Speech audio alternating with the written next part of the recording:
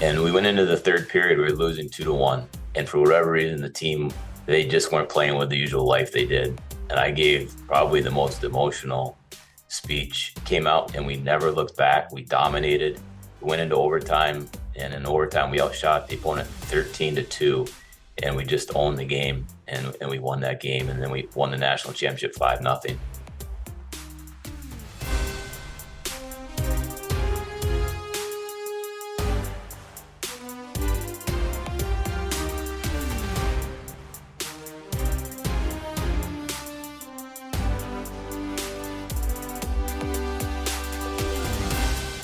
Coach, it's September. The season starts in October. I can't thank you enough for finding some time to talk to us about you, your kids, and your program. Come next month, the UMass Minutemen start a 35-game slog of a season. I don't know if you look at it as a slog. It's a lot of games. Is this like the best time of year for you, or do you have like the most anxiety, or do you love this time of year? No, this is the worst time of the year. It's a long season. As you said, we play a minimum 35 games. We'll probably get around 40. And I'm trying to rev the engine up again. It's the longest season, I think, in college sports. Our guys start from the first day of class. And if we have a successful season, we go into April. And sometimes they only get about 2 weeks of the school year where they're not practicing. So it's a long, long season. I was looking at the roster, so maybe I'm getting this wrong, but it looks like you've got 8 freshmen or fresh people. I don't even know what you say anymore. It has 7 sophomores, 6 juniors, 5 seniors, and a couple of grad students. Is that sort of your normal blend of a roster? It's become reality, the norm. What ideally you want to have more upperclassmen on your team. You want veterans. But this level, we recruit kids who are NHL prospects. And if you're an NHL prospect, 4 years at any development level is often too long. So most of our players don't make it to senior year. And the teams at this level who have a lot of upperclassmen tend to fare well. We have a lot of turnover every year because we have a number of kids who sign and leave early to go play in the NHL, to sign pro contracts. So we're gonna zag a little bit. We're gonna talk a little bit about the team, and we'll talk a little bit about you. Since this is the Courageous podcast, here's probably my first courageous question: should I call you Coach or Greg? What do you want me to go with? Well, very few people call me Greg. The players call me Coach or Carvey. So you go with one of those two. All right, I'll go with Coach. I'm not getting myself in trouble today. So I don't think too many of our listeners are like religiously following college hockey. I stumbled into your story. Absolutely love just the intentionality of the way you go about your world. But maybe we could sort of set the stage here. You did get a chance to play in the NHL. Like, was that your dream? Like, was your dream to get there and play? Or give the audience like the story. I didn't play in the NHL. To make that clear, I coached in the NHL. I was drafted to the NHL. I did not play. I went over and I played in Sweden for a very short time. So I don't consider myself much of a pro hockey player, but I was a pro coach for quite a while. Was playing the dream? No, and that's one of my regrets in life. Your podcast and your book struck a tone with me because I grew up in a very remote area and I wasn't exposed to a lot of things. And I think as a hockey player, I wish I would have dreamed to play in the NHL because I grew up dreaming to be a Division I hockey player, and I reached that goal. Like that was my drive. And I tell kids now, it's like, if you want to play in the NHL, dream about it. Like make that your goal in life because it'll be your purpose and it'll drive you. I wish I was close. I was a good enough player that I was drafted in the NHL, but I think I sold myself short. So you talked about this, you're growing up in a small, unexposed space. One of the things I liked about it, our original conversations, you talked about your upbringing and you also talked about work ethic. Can you kind of tap into, are these like the things that put you on your path for where you are today? Yeah, I was fortunate to be raised by people. My parents didn't come from much, and they took our family to another level. And we watched every day the work ethic of our parents. And me and I have 3 sisters, and we all have incredible drive and work ethic, and it's because of them. And you're not going to get anywhere in life without that drive. And that work ethic to this day. I think it's an important part of what I do is allow my players to know how hard I work.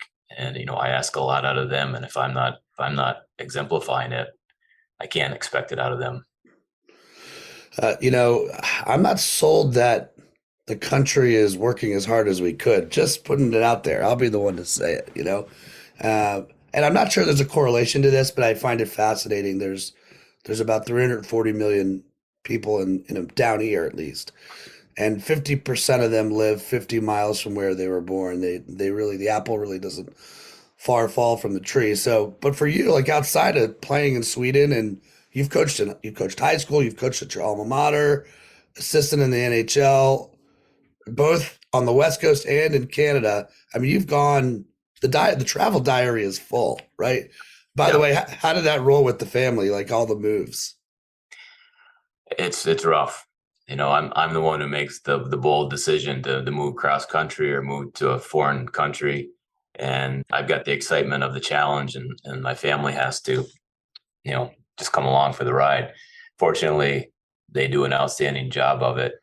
But the reason that I've continued to make the decisions is, I think part of it is growing up in an isolated area. I don't know why, as much as we talked about work ethic, I think growing up in an isolated area and really not having much exposure until I was, you know, 17, 18 years old, as I've had this drive in me to experience things that I guess I didn't feel like I did growing up. I After we won the national championship 2 years ago, the university asked me to give the commencement speech, which was a bit of a shocker, but I used some courage, and I took on the challenge. And the theme of my speech was, "Be bold and mighty forces will come to your aid." It's a quote by Johann Wolfgang von Goethe, who was a 18th century German literary figure. And it just kind of embodies how I've done things through my life. Like, I feel like if you're bold and you take on a challenge and you dive into it, mighty forces come to your aid.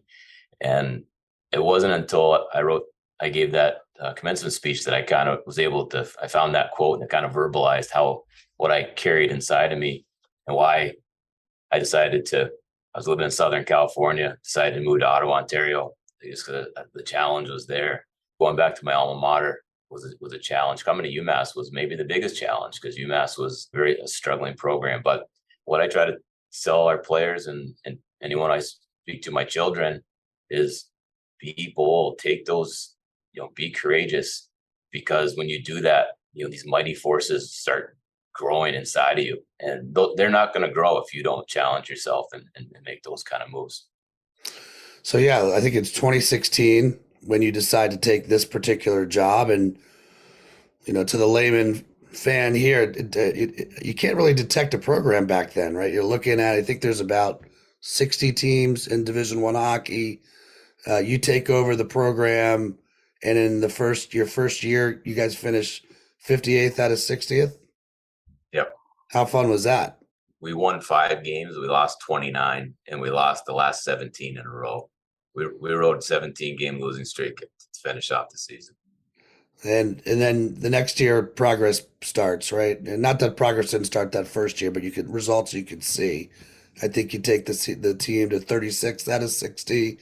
Third Yep. season, you guys come in second, and then momentum's really kind of going here, and the program gets 19, right? And I'm talking about COVID-19. Yeah. Back then, like when you invest so much of yourself in the development of these kids and the program, like, does it just crush your soul? Like, do you just have to roll with the punches when something like this hits? It was crushing because, as you said, in our third season, we played in the national championship game and we lost. And then the next season, we were a really strong team again. And I thought our team was really picking up steam heading into the playoffs. We were really playing well. And then everybody get 19'd. And I think COVID and just the whole unknowing, not knowing what COVID was and what it was going to bring about, kind of helped distract you from the crushing feeling of, we're right on the brink of having another great run to the playoffs. But the hard part for me was the seniors. That was just one day they came to the brink and we were like, that's it, you're done. And that's crushing. because I'll always remember my last game as a collegiate player, how much commitment, sacrifice you make, and you need closure. And the way those kids had to finish their careers, that's what was crushing to me. Were any of them able to come back the next year as graduate students? Did any of them stay? We didn't. Again, most of the kids, they've been here 4 years. They were ready to move on to pro, but kids were NCAA granted an additional year to kids who were 19, and a lot of kids took it. I don't think we had any kids come back though from that season. Yeah, I mean, I guess it does mess up the whole. You're recruiting other kids that are coming in; those spots are then taken, and you start the whole thing over again. So, as you mentioned, 2021 year, you guys take it all. And can you just take us back to that? So, what is it? 5 years in? Was it year 4 or year 5? Year 5. Playing in 4, right? Because of COVID. You've been called both stoic and you've been called emotional. Maybe it depends on who you're asking, if it's the media or the players, but like, which one were you on that day in the locker room? When I think back of that, we call it the Frozen Four in hockey. It's the Final Four in basketball, Frozen Four. I go back to more so the semifinal game, because this was a game where that was post-COVID. So we were still playing through COVID that year. We couldn't have fans, testing all the time. And we didn't lose one player all year to COVID until the national semifinal game. And we were playing the team that beat us in the national finals 2 years before. And that team was going for a three-peat as defending national title 3 times in a row. So really, really good team. And we had 4 players disqualified from that semifinal game due to COVID. And they were important players. It was our starting goalie, our leading goal scorer, and another really important forward, and another one of our goalies. So we only had one goalie really dressed in the game, and it was a unique situation. And it was really a situation where everyone's like, oh, throw in the towel. It's too bad for UMass. That's pretty tough to overcome. And our goalie was the best goalie in the country. That should be noted as well. And we went into the third period, we were losing 2-1.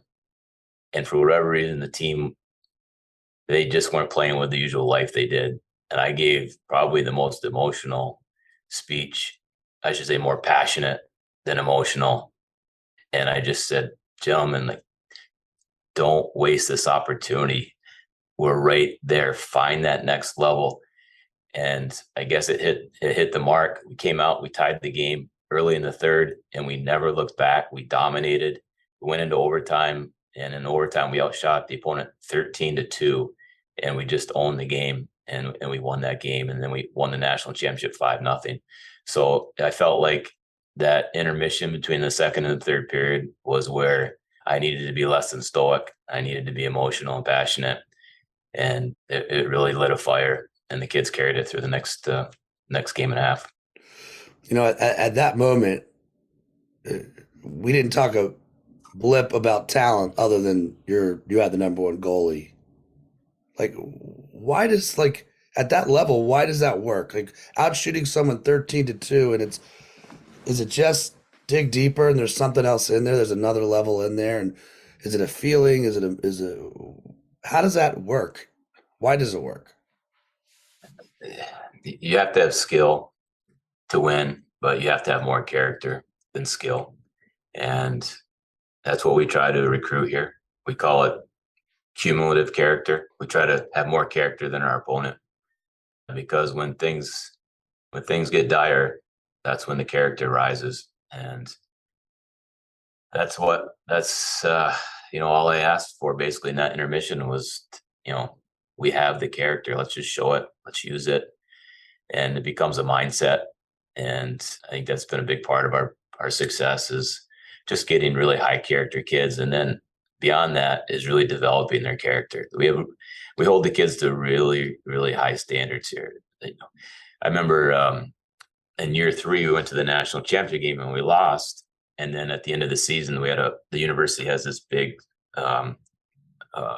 ceremony for all the sports teams, and we were granted the athletic team of the year. We played the national championship game. A couple of awards later, we were awarded the team with the highest GPA, And everybody was like, wow, what? Like, and it's like, no, that's why we're in the national championship game, because we hold our kids to high standards and everything. And the reputation of our program on campus is pristine. I get faculty and staff emailing me all the time about how respectful our kids are and how great they are in class. And so ultimately, winning hockey games to me starts with and ends with the character of our players. And that's ultimately my job, is to make them better people and help develop their character, because that's ultimately leads to the development of them as hockey players, and that leads to the wins. So when you're out scouting, there's a kid right now, who's going to be part of the program a year, 2, 3 years out. What's that scouting checklist look like for you? Like, how do you go about sort of making sure you got the right type of player for the program? Well, obviously my assistants will do their backgrounds. We talk to people. What the filter is when we get them on campus and we sit them down, and I'll ask questions that they're not expecting to hear.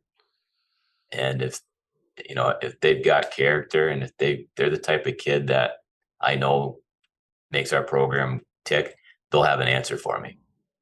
If they don't, I'll realize, okay, this kid might not have the character. He might not have, whatever values are. And, I don't think many kids come into a recruiting situation expecting to get the questions that they get.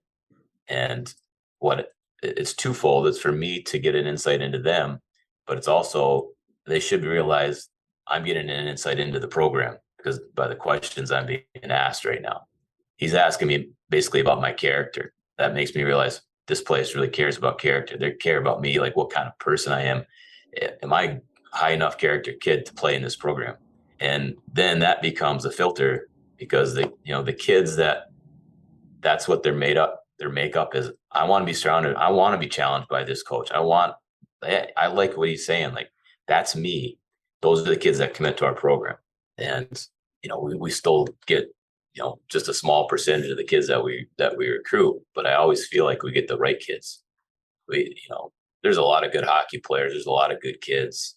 There's a lot of good combinations of both, but ultimately we get the kids who want to be part of what we do. And what we do is really high standards, and connection is a huge, it's probably the foundation of everything that we do here is connection. And I spend my summers, I don't watch NHL games or videotapes and power plays. I read books on vulnerability and empathy and humanity, trying to figure out how I can better connect with my players and my staff, because that's when you get the best out of people, is when they're feeling at their best. Is there a book you read, obviously outside my book, right? Is there another book that you read that you're just like, oh, I just love this book. This is a great book on just getting the most out of people? I think one of my favorites is The Culture Code. When I read that, a lot of things rang true to me. One that pops into my head is that culture is created in the 15 feet around you, that you can't create culture through emails or telephone calls. It has to be face to face. And in the book, they call them culture collisions. And so I realized, like, one of my biggest roles as a head coach is to create collisions every day. I got to be running into players, staff, whoever's important in our program. And then those collisions need to be high functioning. It can't be superficial. Hey, what's going on today? How you doing? It's got to be, hey, I know I heard your grandmother's sick. How you doing? How's it affecting you? So the culture code is a big one. Another one that we read with our team is a book called Legacy. It's about the All Black rugby team over the last 100 years, the most successful team in all sports. And it's a great book. We read it as a team every year. The incoming players, we give them the book, and we have a book club. And it's a great book about how to be a great teammate, but also for coaches and the leaders, it's how to build a value-driven culture. And the combination of the two is just, it's one of these books that it's about sports, but it's written for the business world, but it's an outstanding book for us to introduce our culture to our players. Legacy was one of the first books I read. Like, I had never written a book before, so I have lots of fears myself. Am I qualified to write a book? What's my style? And Legacy is just one of those great. It's I love sports books that are more than sports. Like you said, it's about business. Not that you're getting to Vegas anytime soon, but if and when you get there next, Zappos is headquartered there. And rest in peace, Tony Hsieh. But every decision that he made for that business was to create what he called collisions. The way, and you can go spend $5 and tour Zappos. The whole building, the way you walk it, was to create these opportunities for collisions. That's how important culture was there as well. So totally get and love that word. Lots of head nods on my side. Coach, you've been described as intense. Maybe you have to be that way in the job from time to time, but I've really appreciated, maybe less intense and more on the intentional side, how intentional you are, and you're doing your homework and you're extracting certain things, and then maybe you have to be intentional when you're building a program. You had shared a story with me about, you're a program builder. First of all, what exactly, can you talk about that story, you getting hired over there, and how you sort of mentioned that term? Yeah, I think when I interviewed for the job here, I talked about I view this as more as not the title shouldn't be head coach, it should be program builder because head coach is basically about running practice and strategy for the game. And that's at the pro level, that's what you are. But at the college level, you're a program builder. And it's about inclusivity to me. And I'm extremely intentional about inclusivity. We're a big state school here in Massachusetts. We have a tremendous number of alumni throughout the state. Everything I do is to bring more and more people into the program and try to connect with them as much as possible and make them feel part of it. And that's been a big part of my vision when I took over. But the term that I use with our players, and this goes back to the intentionality, is clarity of vision. I think as the head coach, it's extremely important that there's a clarity of vision throughout the entire program. I think that the leader has to create the vision, articulate it, and then sell it to the point that it becomes purposeful for everybody in the program. And that's where all the intentionality comes in. Everything that you say and do has to align and be consistent with your vision. And as I said, I think the first question you asked, make it a big, bold vision. As I said, my regret in life is I didn't dream of playing in NHL. I dreamed of playing college hockey, and I achieved that. Dreaming of playing the NHL is a much bigger dream, but I wish I would have dreamed it. And so when I came to UMass, as you said, we were the worst team in the country my first year, but we created a vision statement, and that vision statement had three parts to it. First was basically developing character that would lead to a renowned culture, and then that would ultimately lead to success on the national level consistently. And when you've lost 17 games in a row and you tell your team, this is our vision, we're going to have national success consistently. We couldn't win one single game. I made that clear that this was the roadmap. We're going to develop your character with high standards and connection. We're here. We're going to work with you, and we're going to create this culture, culture based on cumulative character, and that's what's going to help us win and win consistently. And it's been a good formula for us. The values of the program, I think the values of the program is I see you. Is that correct? ICCCU. CCU. Can you give a little color on what that stands for?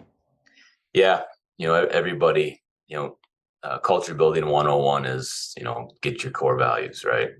And ICCCU just happened to be, the first letters of the five values that I created. And again, I have a sports performance mentor who really helps me a lot. And his suggestion was you should work with the staff and the team to come up with the core values. And I said, no, I understand that reasoning, but this is my vision. And I don't want them creating values that they think are important. this is what I think the values should need to be. And it just happened in ICCCU were the first letters. And I realized that one day. And then I parlayed that into when I introduced the values to the players, it became about I see you, which is this whole connection to being seen and felt. And I use the term, to be uniquely seen is powerful. If you can get everyone in your program to feel uniquely seen, coach understands, he sees me, he sees all of me, he understands me. And so there's just that connection between our values and the ICU, ICCCU. When I was introducing the core values to the new players on this team, I used to just be given a talk to the group, and I would just stop and I would say, do you see me? Can you see me? And then I would parlay it into I see you, ICCCU, and then we would go through the values. And the story I tell is after the national championship game, everybody's going crazy. We finally get into the locker room. We celebrate on the ice, and I try to get everybody just to sit down, which is a Herculean effort after winning a national title. And still everybody's laughing and hooting and music, and I get the music down, and I turn to the captain, Jake, and I said, Jake, I finally get his attention, and I said, do you see me? And the place just went quiet. And because every kid remembered that day when I asked them, could you see me? And I said, I see you, Jake, and you're a national champion. I see you as a national champion. And so that's a bit of intentionality, is everything you do is consistent. Core values, you have to live them.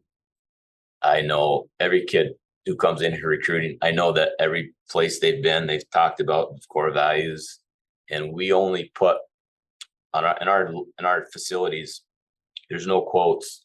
The only thing on the walls here are our core values and our identity. Those are the only things on our walls.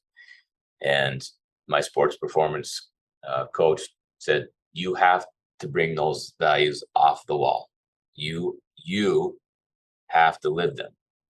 And so the ICCCU, one of the C's is connection, and one of the C's is compete. So I have to connect with players. They have to see me competing. I compete in a different way than they do.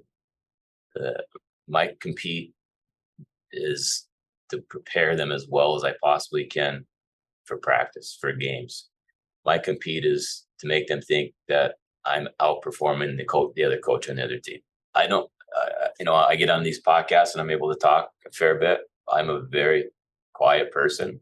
I don't say, I don't say a ton. I'm not a superb communicator by any means, but everything I say usually has some meaning or purpose, the intentionality behind it. So I think it's critically part of the clarity of vision. And that's one of the best compliments I've ever got from one of our players is like, coach, everything we do here stacks on top of each other. Everything's connected. Everything makes sense. And I was like, yes, that's clarity of vision. That's the goal. Can you rattle off the other core values? Yeah. Integrity, commitment, connection, compete, unity. How hard is that last one to pull off? Unity is the one that the players think is the most important. They, and you hear this all the time, championship level team, they're always like, oh, we had the best group. We got along so well. And so the players will usually, I always go to connection as the most important. I believe you don't have unity without the connection. Players feel like, we were having a discussion this past week and somebody referred back to the national championship team. And he said, that's the closest team I've ever been on. So now we actually, if we ever kind of start stumbling in the season, maybe we lose 2 games in a row, we'll literally, first thing we'll say, how's the unity of the group? And we'll do some deep dive. And I remember the school I was at before UMass, we went into a game and we just performed so below what we usually did. And my sports performance coach, he goes, there's something going on in the team. And I did a little digging and I realized that one kid was dating another guy's, former girlfriend. And that was it. and that was enough to upturn the apple cart. So you need to have the connection and the communication to be able to figure those things out, and you usually can find the problem. So I kid you not, I have the honor of going around the country and talking to teams, get to keynotes and doing some workshops. And when I talk about values, the slide I use is an M&M slide, not the candy, the wrapper. I got to do the actual wrapper, and then it's my words are weapons. Like you actually look at my words are weapons. I use them to strike my opponent. It's perfect for like assuming you're using the values the right way as ammunition. And again, it's not to hurt anybody, but it takes the emotion. There's no guessing on what's important. Like they're there, and it helps you pick up time. And I love the way you're using I see you. I'm also really curious to hear, you said the other thing that's on the wall is your identity. Is it an identity statement? Talk a little bit about what that identity is and why you feel it isn't part of the value set. Yeah, it's a separate thing to me. You kind of have a pyramid. Your core values are your foundation, and if you can live to your values well, it creates an identity. And so we have 3 words: fast, hard, prepared. And and we feel like, and I always feel like the teams that have the strongest identity, that know what they're made of, and what makes them successful. If you have a strong identity, and then if you have purpose behind it, like that, really, the best teams have an identity, live to the identity. And in sports, it's really evident in sports. You're going in and you're going to play this team, like, oh man, this team stuff. They know what their identity is, and they play it. And it's usually hard, physically hard teams, or even the highly skilled teams know that that's what their identity is, and this is how we're going to beat you. We're going to outskill you. So the teams that don't know what their identity is have no chance. So it's important for us is to live our values, and then understand what our identity is, and to stick to it. And sticking to it is just part of the game. It's understanding and practicing to it, and everything that you do, and the messaging to it. The nice thing about this level is I'm working with primarily 19 to 24-year-old young men, still very impressionable, still very amenable. And if you build connection with these kids, this generation of kids, trust is really important, and purpose, and living the values and playing to an identity really satisfies all of those. Kind of wrapping up on this intentionality conversation part of it. I had heard somewhere there was like this number system that you have with your players, the ones, the twos, and the threes. Am I getting this right? Yeah. Can you share a little bit of what this is? Yeah, we stole this from Alabama football. Nick Saban gets a lot of things stolen from him. I just saw this on a video, and he said we rate kids as ones, twos, or threes. Ones are the great kids, do everything right. They're low maintenance. You don't spend any time worrying about them. Threes are the kids that are trouble, and eventually they make enough mistakes, and they separate themselves from the program in one way or another. It's the twos that's what our success is based on, the twos. It's identifying the kids who have it in them, but they're either immature or haven't had enough experience with personal discipline or high standards. But there's potential there, and it's being able to move the twos to ones is really that's good coaching, is to identify, get rid of the threes as quick as you can. In the book Legacy, I'm sure you remember the chapter, no dickheads. Get rid of the dickheads, because even one bad kid can really take away from everything you're trying to do. So the twos are the kids that you got to spend the time. You got to really hold their hands a bit. You got to build trust with them. You got to, we call it the squeeze. You squeeze twos, because when you squeeze a two, they either go down to a three or they go up to a one. And that squeeze, if they're really a one, the squeeze starts to feel like a hug. I like the coaches around me. He's talking to me. He's pushing me. Like that squeeze becomes a hug. And when you feel the hug, that's when, you grow and you get to that next level because you're being supported and cared for. I mean, coach, it's September, right? So the season starts next month. When is it declared? Like, do you have to declare it, or is it like, okay, this is an opportunity where we really need to sit down with X and tell them, hey, I see you as a two, or is it like third week of the program declared, move on? It's continual. The one thing that we try to do is communicate a ton. So we have two staff meetings a week, and every staff meeting we basically will every person in the staff gets a chance to talk, and we'll basically talk about every kid in the team probably through the course of two staff meetings a week, and we'll identify, and then we talk about how exactly that squeeze is going to be performed. And I think it's important that the individual kid understands, hey, we believe in you, but this is where we need you to be, and we're going to help you get there. It is in no way a demeaning thing. It's the opposite. Like we're going to put even more care into you.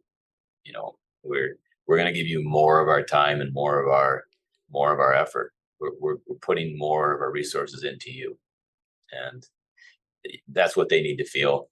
If they feel it as pressure and they criticism and coach doesn't like me, it's not going to be very effective. I'm sitting here thinking about this conversation, and we started about where your regret was on your dream and like helping players or anyone dream bigger.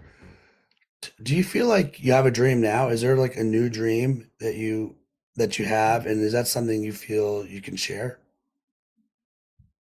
Yeah, I won't share too much of the details, but so 2 years ago we won the national championship. The last 2 years we've won our league championship, which had never happened in the history of the UMass program. So we've had a lot of success over the last 2 years. And at the end of last season, I took a step back and I realized that what we'd been doing for 6 years here at UMass needed to change a bit. That there were things that we should be doing better. And I've talked a lot about today about connection and trust and all those terms. And we were holding kids to really, really high standards because we needed to, because the program was in disarray, and it really helped us find success.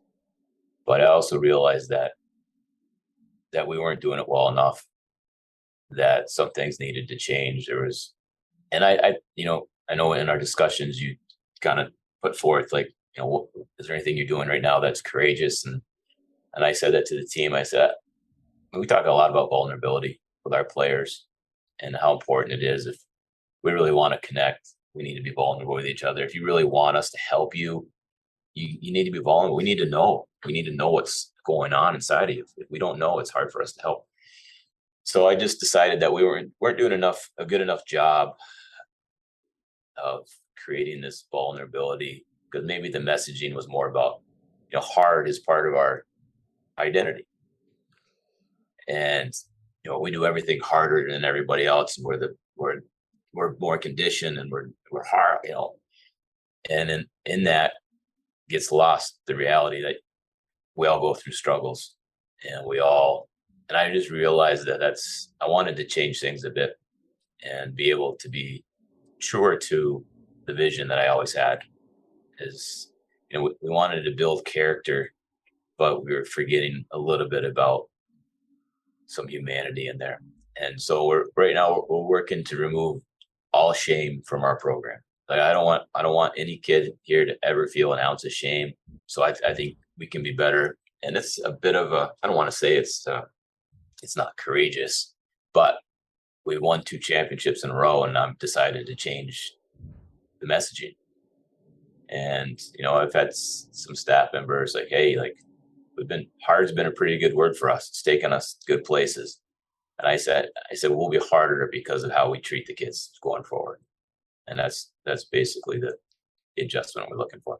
Well, I appreciate you sharing that. Yeah, when I hear the word hard and hear you talk about it, I think it's addressing the hard, even if it's really lonely to be a person in this program. It's I always say it's lonely to be the leader. I don't think people realize how lonely it is to be the person calling the shots, because you in corporate America, you never know if you're totally getting the truth from people around you, or you do have to make a hard call that's going to impact lives and or jobs and careers. And so I really like how you can keep fast, hard, and prepared. But hard isn't just that toughness that you talk about. There's another layer of hard, and hey, what's hard? Like talking might be hard. Right? Like bringing this out might be hard. In the spirit of being intentional with words, I've got like 8 words I want to just rattle off really quick and get your one sentence sort of response to them. Some of these I know, but I just want to hear how you kind of go about it, and like what's the Twitch response almost, you know? All right. All right, number 1, character. Cumulative character. Skill matters, but character wins. Adversity.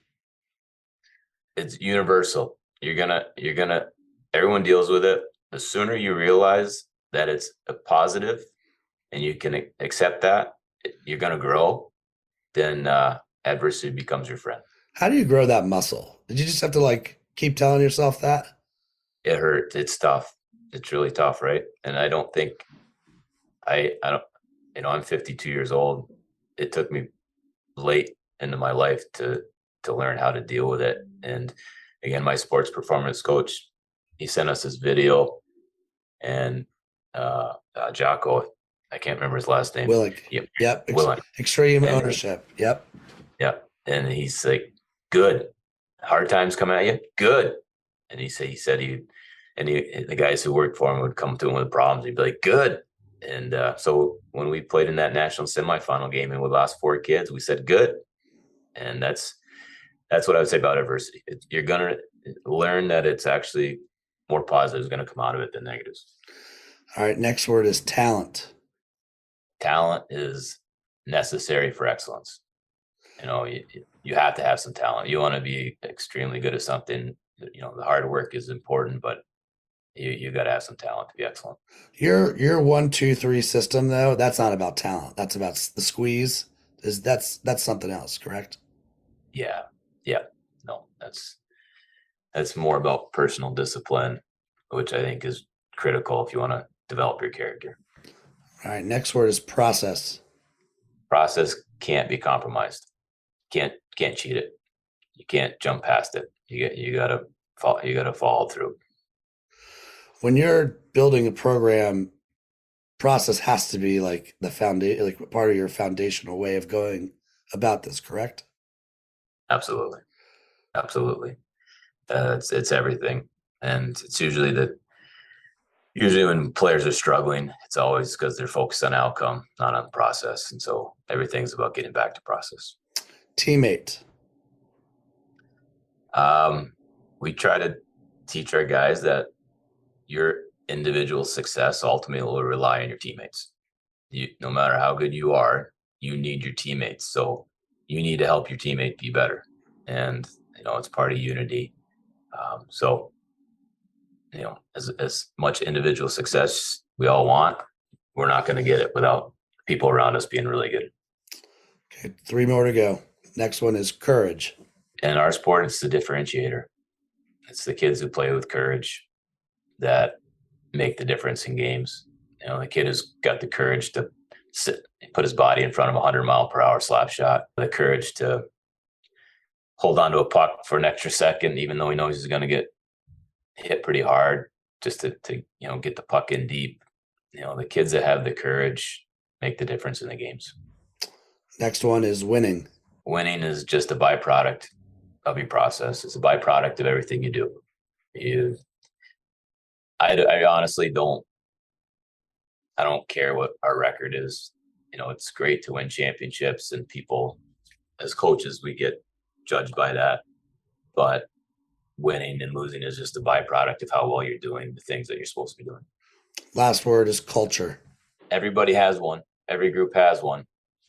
And whether you're trying or not, if you don't care about culture, that's your culture. So we try to be, as you said, very intentional, very deliberate, and how we build our culture. And I think kids who come into our program are shocked by how much time and energy that we put towards culture, as opposed to, I don't know, systems, power plays. If the culture is not right, the rest of it is not going to be great. So I always find if you've made it this far, you're like highly engaged in this dialogue. You've kept us in your ears on your walk or your run or wherever you are, stuck in traffic in your car. Just an awesome conversation. Almost unfair of me, frankly, to ask you to give an hour with the season starting next month. You've made a lot of fan out of me on the West Coast. I'll be rooting for the program. If you can sort of wrap up our conversation and you're like, all right, someone stayed with us for 45 minutes today. They're engaged in this conversation. What are the 1 to 3 takeaways you hope they take from our time together? Well, one we talked about a couple of times is having a bold vision, and don't go through life without having a bold vision. And then the second part of that I talk to our players about, this is, I believe, from Legacy 2, is sing your world into existence. Have this bold vision and then sing it. Say it. I tell the players, I go, you want to play in the NHL? Tell me to my face. Tell all your teammates, because now what? You're being held. You'll be held accountable to that. So have a bold vision, sing it into existence. Make people aware of it. It's going to give you more purpose. It's going to give you more drive. Don't just hide it, deep inside of yourself. Sing it. Make it happen.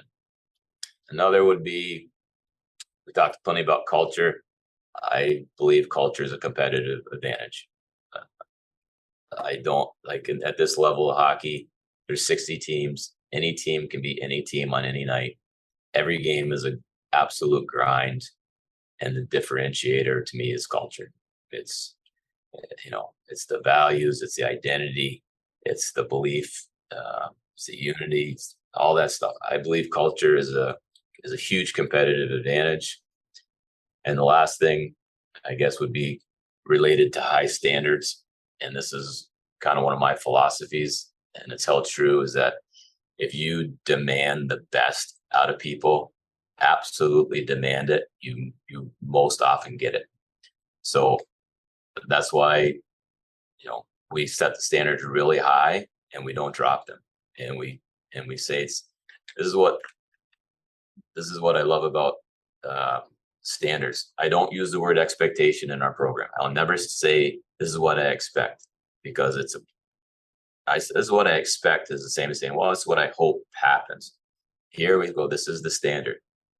You either achieve it or you don't. And that's goes back to clarity of vision. We make it very clear for everyone in the program. There's no gray area.